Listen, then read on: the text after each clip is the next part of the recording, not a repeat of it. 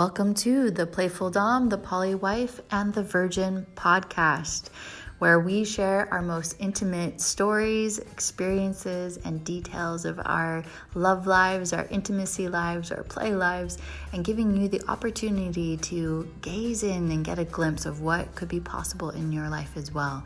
As we share our stories, our adventures, we weave in tips, tricks, and techniques to help build your confidence, boost your courage, and give you the opportunity to ask for what you want in your life. Welcome to the podcast. Oh, and just a couple of quick thoughts before we get started.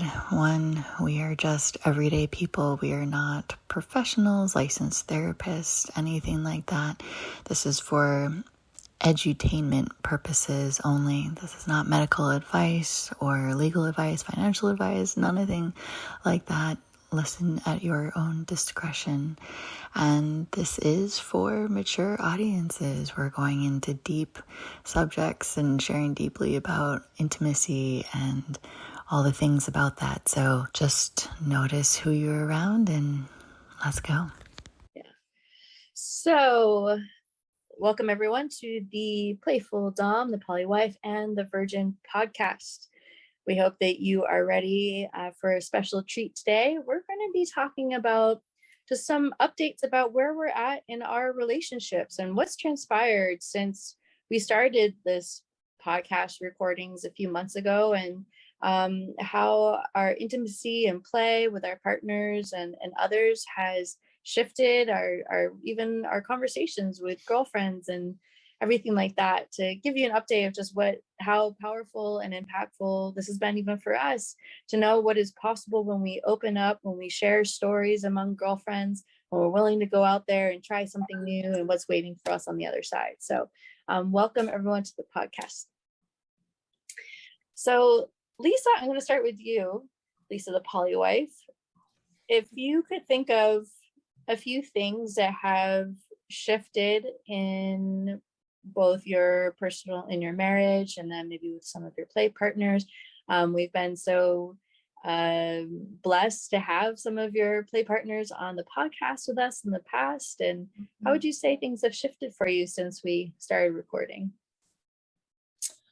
I would say that I have learned a lot about boundaries and rules and how to manage, I think the best word is sort of protect myself and protect my own interests in poly relationships.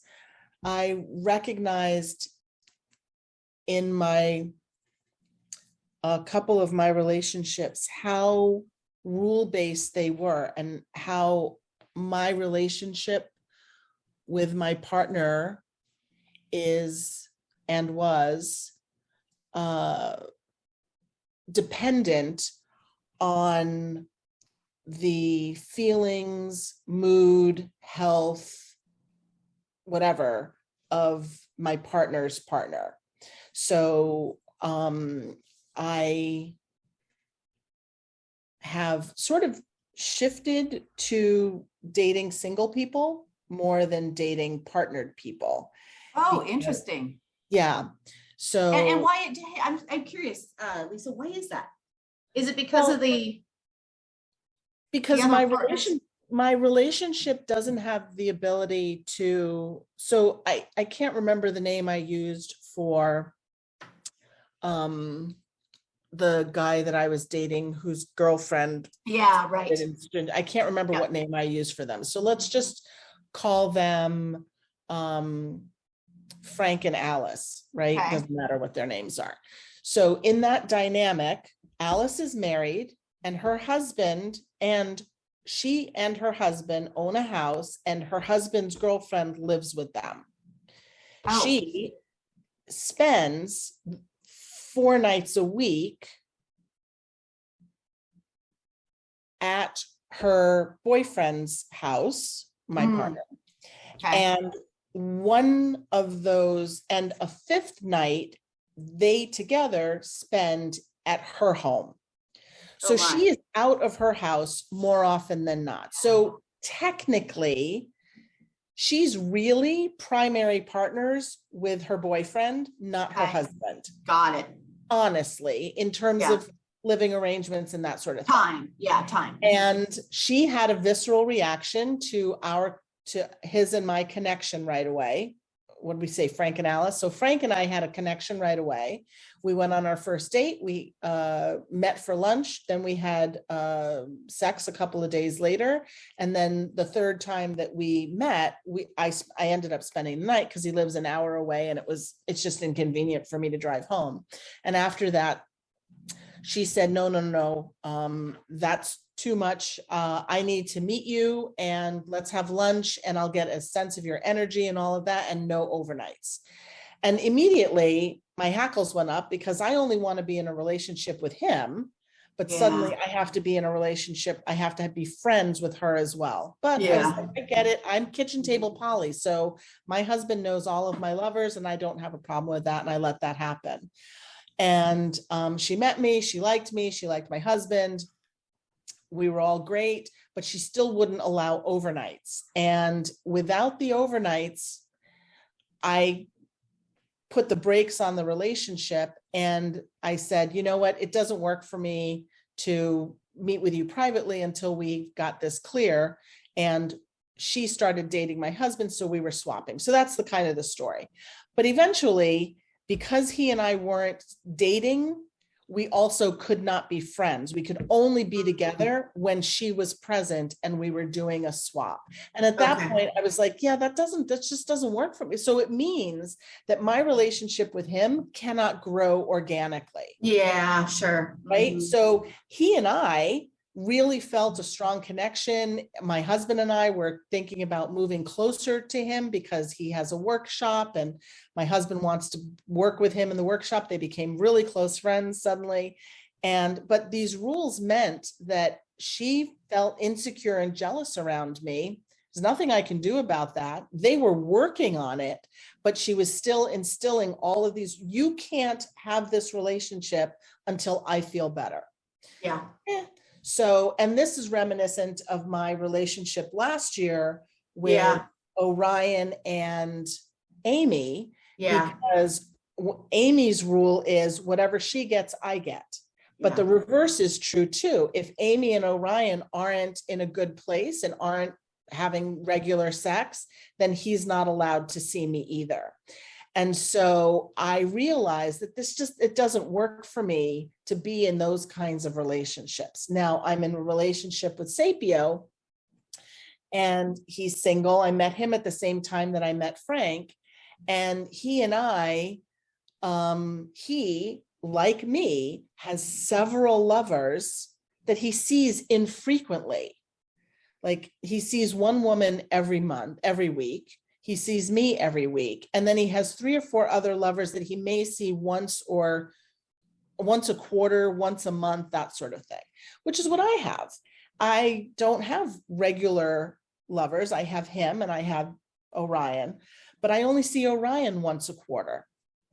Even Orion is now, he and Amy are wintering down here in Florida. They've been here 5 weeks and I've seen them twice.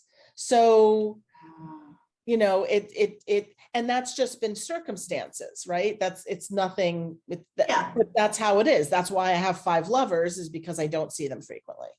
So in terms of where I am now, I'm finding that I realize how much having rules placed on my relationship by somebody who is not in the relationship doesn't work with me. So I'm totally fine finding men who either understand that or have metas that don't interfere. And it's not a don't ask, don't tell situation, because I don't want a don't ask, don't tell situation either. Because that feels a little bit more like cheating. Yeah, that's right. And so my situation, currently my winter is going to get revved up a little bit. I have 2 more lovers coming and wintering here in January. Orion and his wife will probably go back home. And so, but Sapio and I see each other once a week. Every once in a while, we're able to spend weekends together every other week or so. So we're getting to spend a lot of time together, and he's romantic and he's a great great. He's exactly what I was looking for a boyfriend. And he doesn't want to take up all my time. He's got other women that he pays attention to, but he gives me just enough of the romance, just enough of the attention. And we're not talking to each other every day. It's a little good morning text and that's it. But when we make a plan, both of us are committed to that. And whatever time we have with each other, that's our time together. And we're focused on each other, and it's not sex time. It's going out to lunch. It might be going out to dinner. Occasionally we have sex. He and I have more of a conversational, friendship, romantic, intimate relationship without actual physicality every single time. So I'm having breakfast with him, I think, on Friday, and it'll just be breakfast, right? We'll just see each other, have breakfast. Oh, that's tomorrow, I guess. So, oh yeah. But he spent the weekend with me last weekend, 2 nights, and I saw him for Friendsgiving. The Monday before that, and I was with him for an overnight the weekend before Friendsgiving. So I've seen him 3 times in 10 days. So if all we have is breakfast, that's plenty, because we get to just see each other and spend time together. So I have found, I would say, Jessica, in answer to your question, where I am is definitely not static. It continues to evolve and change as I learn and adapt new, what I learn and adapt, what I learn, I adapt and move forward. So today I'm, mostly dating single guys and or guys who are really clear about not imposing rules on our relationship from their original relationship, unless it's safety. Safety is 100% all rules based, and I'm totally fine with that. It's interesting. I have a couple of reflections. I think it's awesome. What comes to me for you is getting more clarity about what you want, more clarity about what you don't want. And it's beautiful being like, as an outsider of the poly community, I think it's beautiful that you have such an array of people to dance with, to play with, to interact with, to be able to figure that out. Because if you were just working with one couple or one man or whatever it is, that's a lot to flesh out, over time. But to have so many opportunities to interact and also having Orion and Amy, they've been consistent. So you still have some stability, consistency in your husband, in Orion and Amy, and then, in Sapio. And then there's kind of the more transitional characters. So it's really beautiful to hear about, again, you figuring out how can I create the happiest life for myself? And you having the flexibility and autonomy and sovereignty to do that, what a gift. And then, oh, this doesn't work for me. Okay. And it sounds to me that there's a way of having a clean, clear conversations to be able to disconnect or discontinue an engagement and shifting into something else. So It's awesome. Well, and one of the things, and my relationship with my husband is actually getting even better. And I can say that one of the reasons for that is, so Alice was an impediment in my relationship with her boyfriend, but she and my husband have continued to see each other, and he is gaining a great deal of experience in managing and finding his balance in a stable relationship. And so they have love between them, and it has, for him, amplified his love for me. So while Alice was no good for my relationship with her boyfriend, she's been an incredibly positive influence on my relationship with my husband. And we're closer because he's got a relationship that is stable for him and is working for him. And he now is experiencing love with detachment, which has been really important. I can love all of these men and not be attached to them. Like I can love Sapio. I think I told him one day, okay, I just have to express my love for you and that's fine.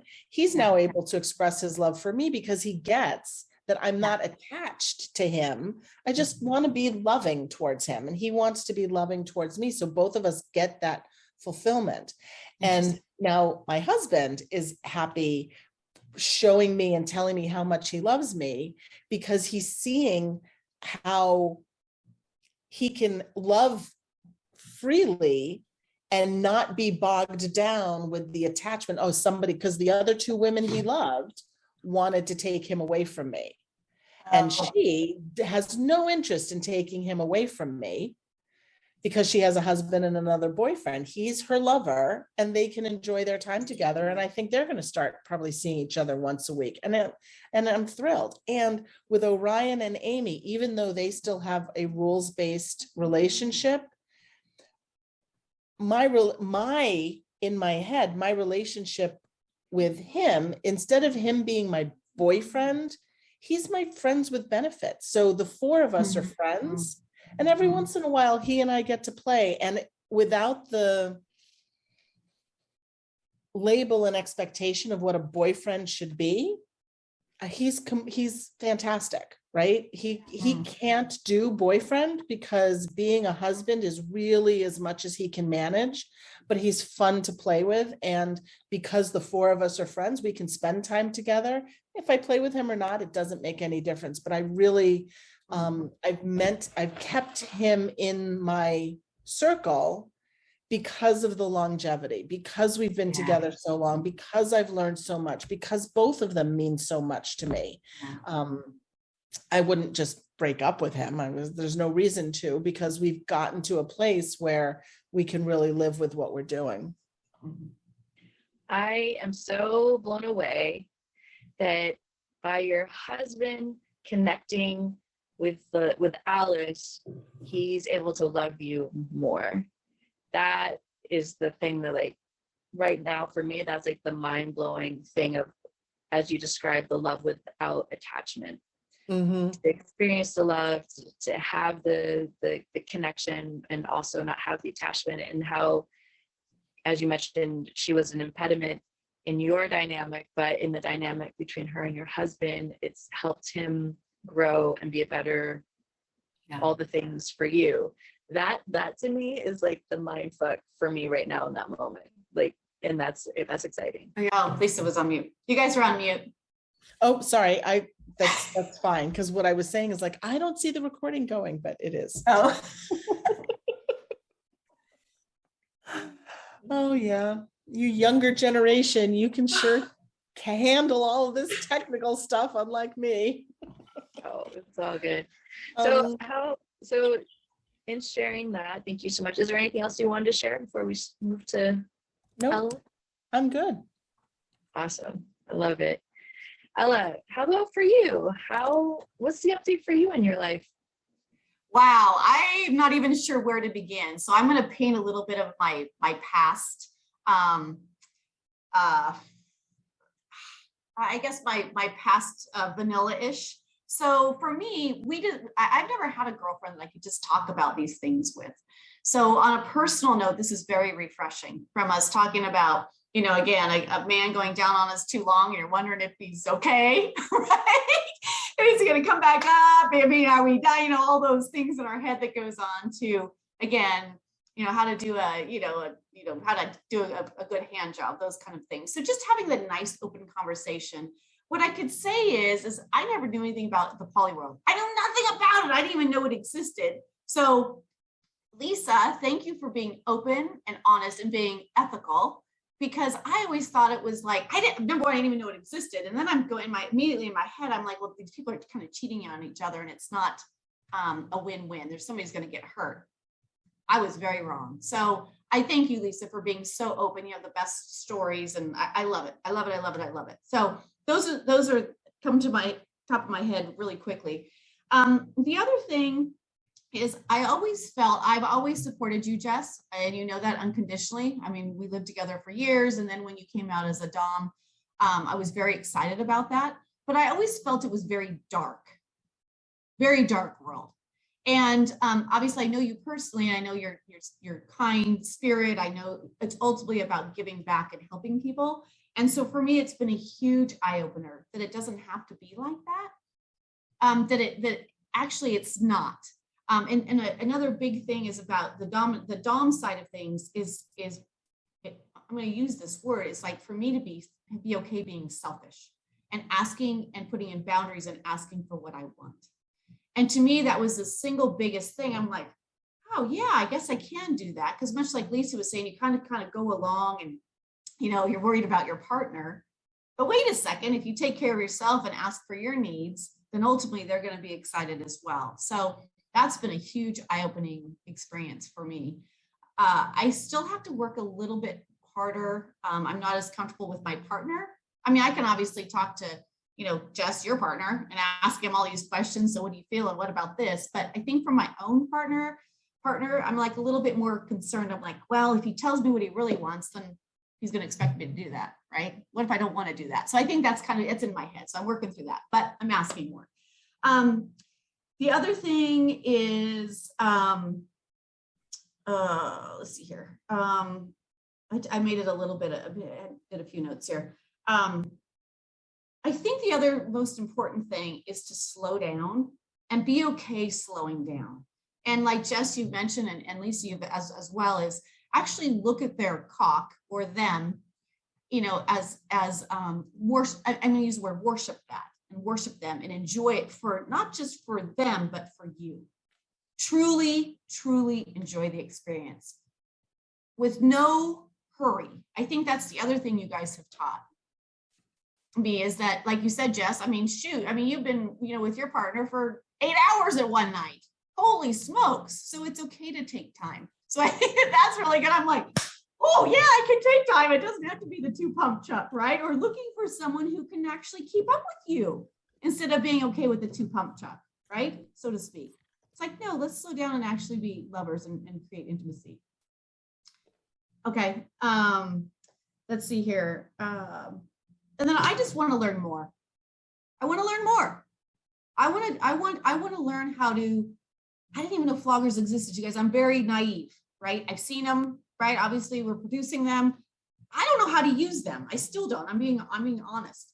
I would love to, I want to learn. Show me how to use them. Show me how to do scarves, mm-hmm. right? Or tying. I know nothing about it. So I'm waiting for that.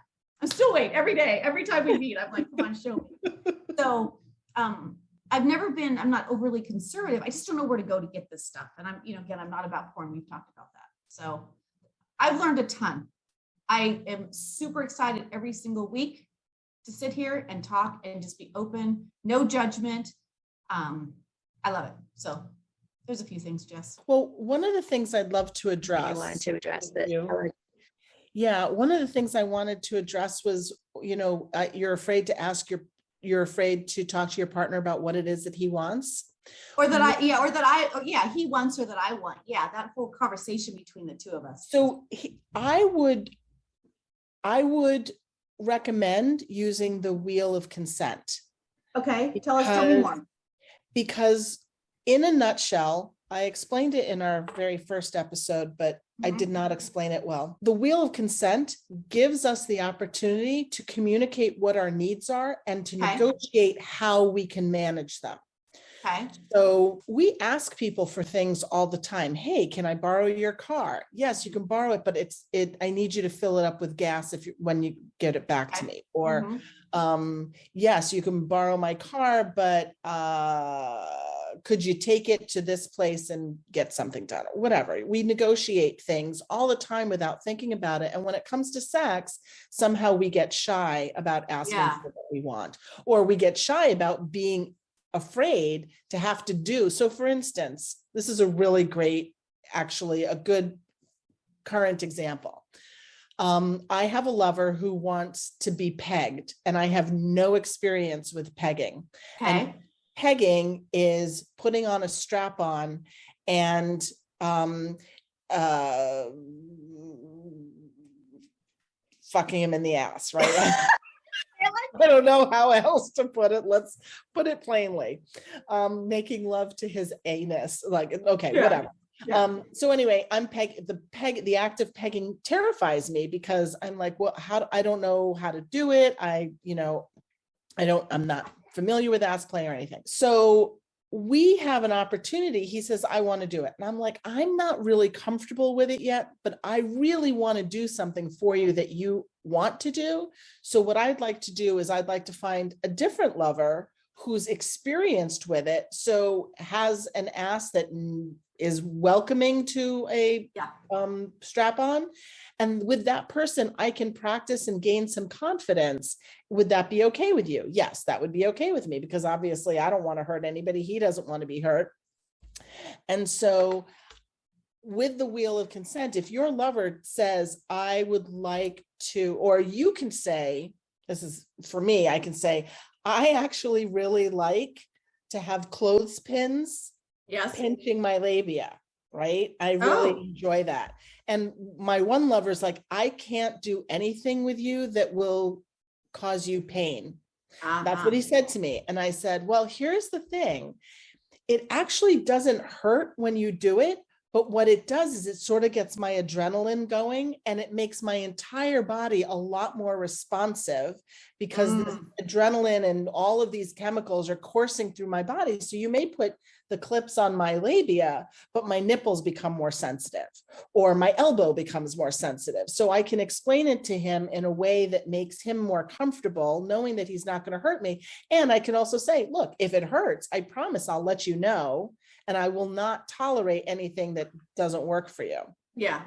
So if your lover says, I would really love for you to put a cock ring on me and give me a blowjob, that may be something that you're totally willing to do. Or you may say, you know what, I really don't want any kind of silicone or latex around me because I have an allergy. Whatever it is, if you're using the wheel of consent, it gives you can introduce it to him and say, look, I would like to receive this pleasure. And he can say, okay, I think I can do that. And with the wheel of consent, you're only doing it in a timed way. So like for 3 minutes. Got it. So I'm going to finger you I really want to be fingered to see if I can squirt.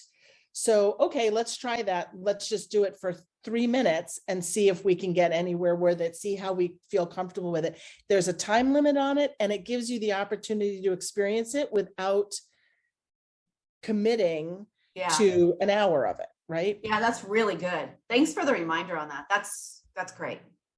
That's great. You're welcome. That's such great advice. And you know what comes to my mind too is, again, treating it like play, and maybe there's like a jar of desires, things you'd like to try, and each of you can write things down on a slip of paper, the different things you'd like to try. You can put it in the jar of desire, and then like maybe there's I love that.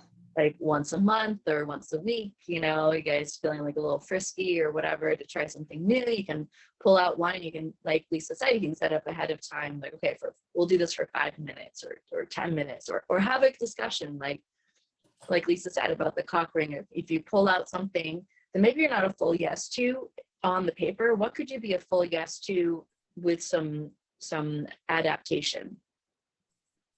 So it's like, I would be yes to doing this without the cock ring and just shaking your cock for 10 minutes, whatever it is. Like, you can find a way to like make it playful, and it doesn't have to be scary. And what comes to my mind is that there's just the fear of the unknown. Yeah, and you can even say that, even just saying that to your partner, of being like, I want to hear what turns you on. And there's a part of me that's scared that like there might be something that you want to try that like I'm scared to do, or I don't want to do, and I don't want that to hurt our relationship. And even just saying that, like that's it, these things that keep us separated, being able to come to presence and like speak it automatically brings you closer in intimacy. Whether you actually move forward or not, just having the conversation is huge. That's great. Thank you. Yeah. And Lisa and I do this all the time. Like, you know, hey, like there's something that's come up, like, or something on my mind. Like, are you open to having a conversation? You know, are you available to, like, you know, and you can say, like, I've had this desire to explore more of your things of what turns you on sexually. And there's a part of me that's scared that, like, maybe I won't be able to fulfill that, or, you know, might not be my cup of tea yet, you know, and like having that conversation. What about you, Lisa? Well, the other thing I would say is that also determine what the goal is. The goal may just be to experience it, not necessarily to have an orgasm. Do you know what I mean? It's kind of like, Yeah. okay, well, can I try it? Are you okay if we just try it for 5 minutes, check in, and then if I don't want to do it anymore, is it okay if we stop? Agree to that ahead of time. You know, these are the conversations that are the most critical. It's not, I like you, I want to date you. It's, hey, look, I want to try this, but I'm not really sure about it. Can we just try it for like 5 or 10 minutes and then just check in, and, you know, no harm, no foul if we decide that we don't want to continue. And literally everything is negotiable. Yeah, that's really when great. It comes to sex, come on, it's supposed to be fun. Why your boyfriend lover does not want you to have anxiety doing anything that is meant to give him pleasure. So if he has a fantasy, maybe his fantasy is to pick you up in a bar while you're flirting with another guy and be like, hey, I'm the one who's taking her home, kind of a thing. So, but maybe you don't feel comfortable flirting with a man that, you know, some stranger in the bar. Then you can negotiate and say, you know what, I feel like that might put me in a little bit of vulnerable place. And I don't want to get somebody else's hopes up because I'm hot and they're going to want me. And I don't want to just knock them dead. You know, I don't want to turn them down. So maybe you could pick me up at the bar and I could pretend to be a little more drunk than I am. Yeah, sure. Can we negotiate the pickup a different way? Could it be at a bus stop? Could it, you know, whatever. So there's the thing is that if you imagine the scene in your head, every part of that scene is negotiable. Yeah, right. Should we do it on the bed? No, let's do it on the couch. I'd prefer it on the kitchen floor, right? Everything. So part of my challenge is I don't feel like I have enough imagination to think out the whole scene. So stuff comes up in the middle of a scene and I'm like, oh, this is unexpected. So that's when you have not a safe word, but a pause. Yes. You know, can we just pause? Let me take this in. You know, with my impact player, he might hit me several times in a row. And I'm like, I don't want you to stop hitting me, but I need a moment to sort of absorb the feelings of what I'm experiencing right now. And just, you know, I need a nice little rub down and then you can continue whipping me.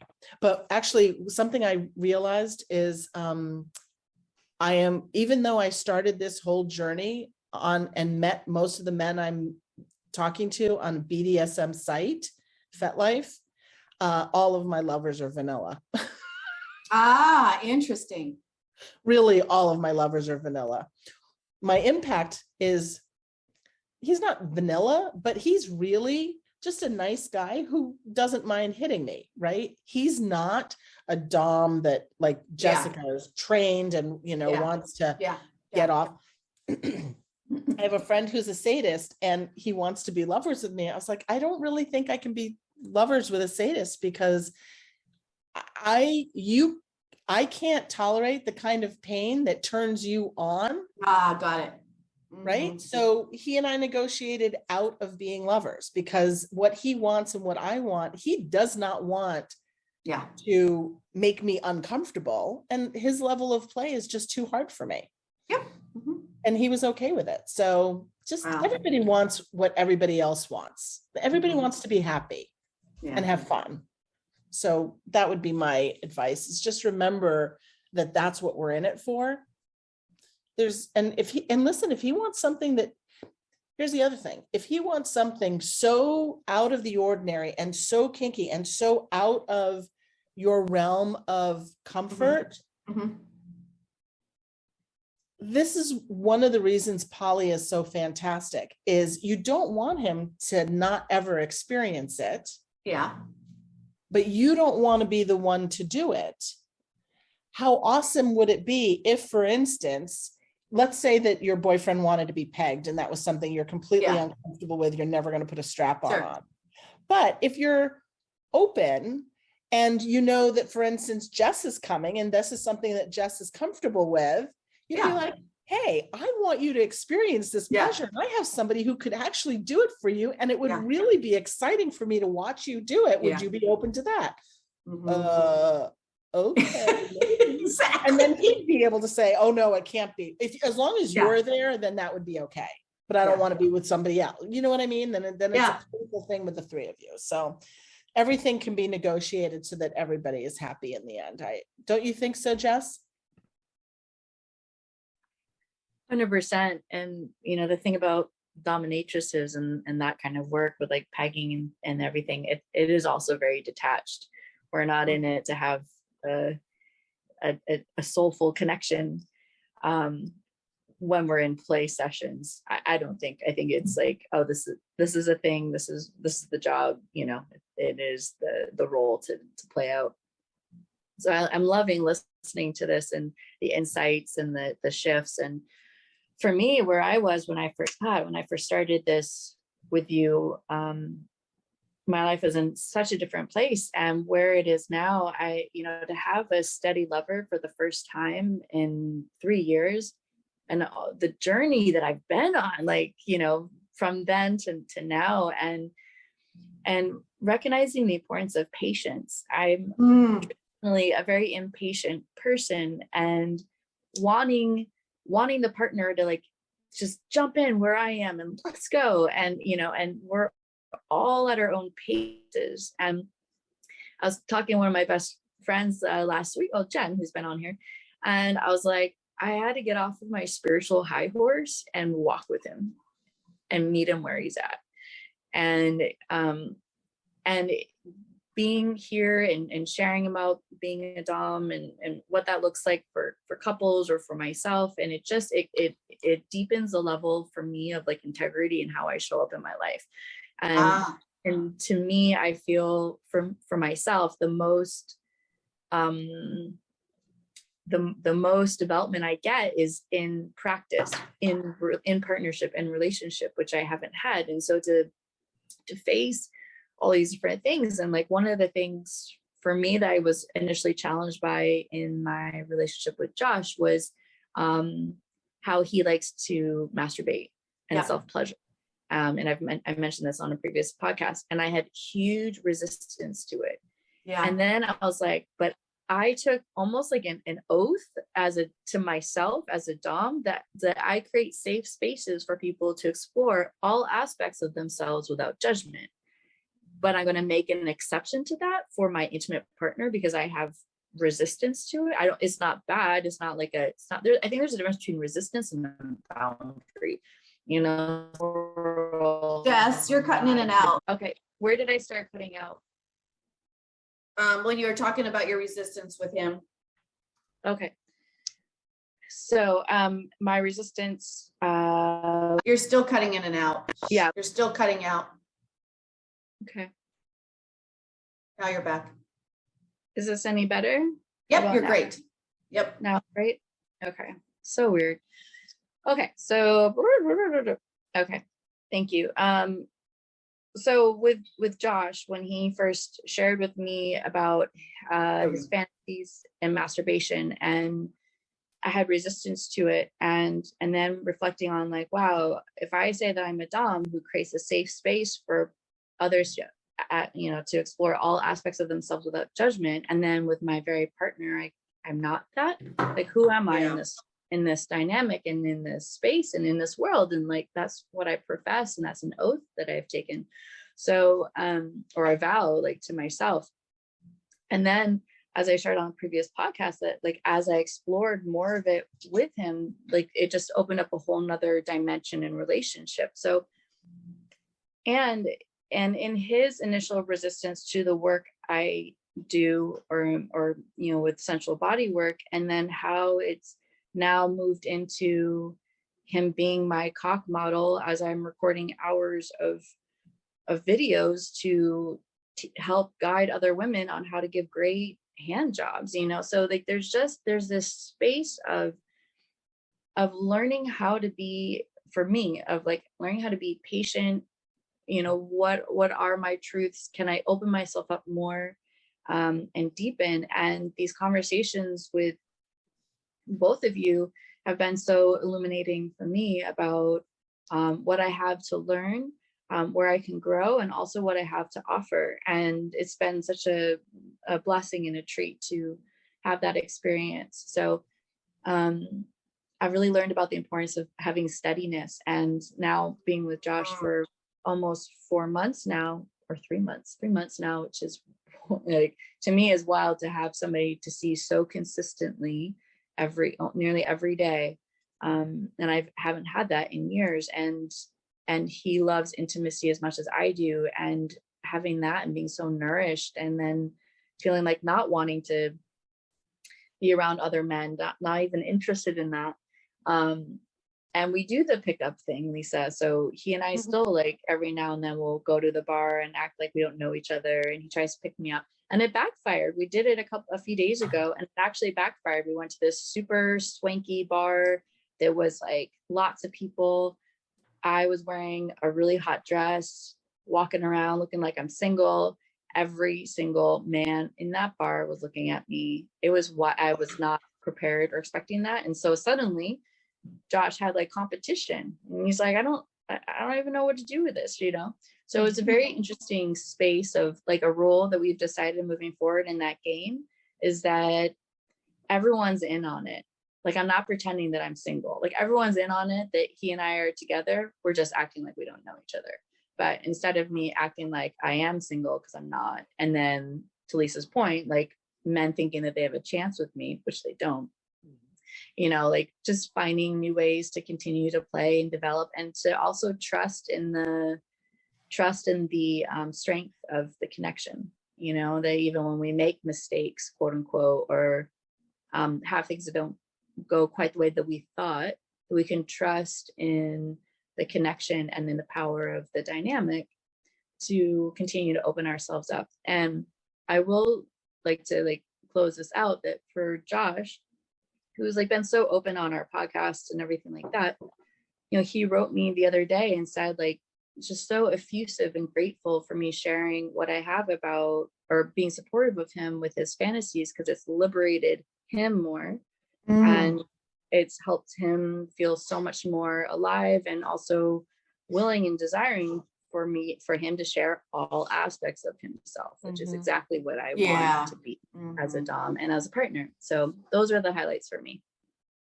One of the things I will add is that it's been a couple of years. I think, Jess, you were living with me the last time I had a steady partner, and that was Daddy.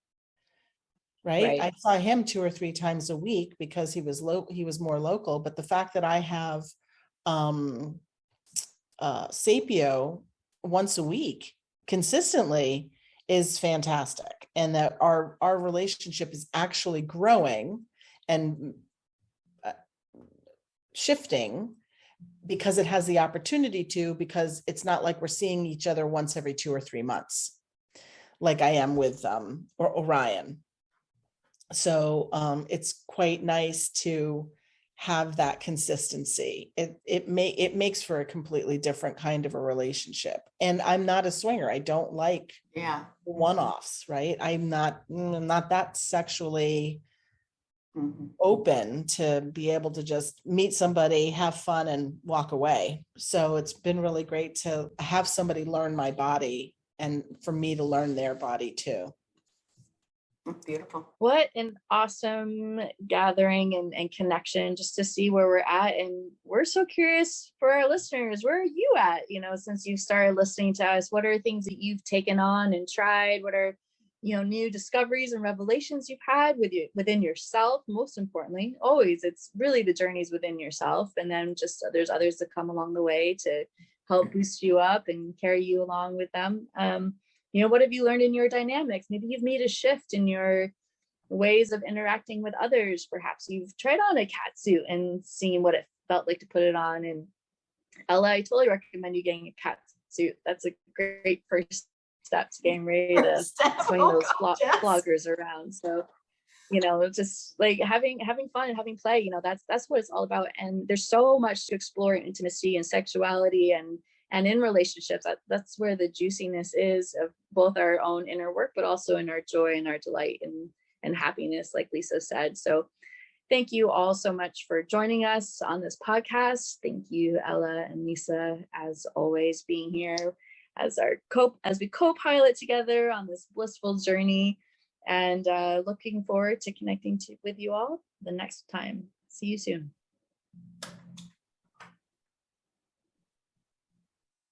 Want more? Head over to theplayfulpodcast.com for all the juicy things we have to offer. From there, you can join our community where you can get access to after hours, attend upcoming workshops and events, and even book a session. Bye for now.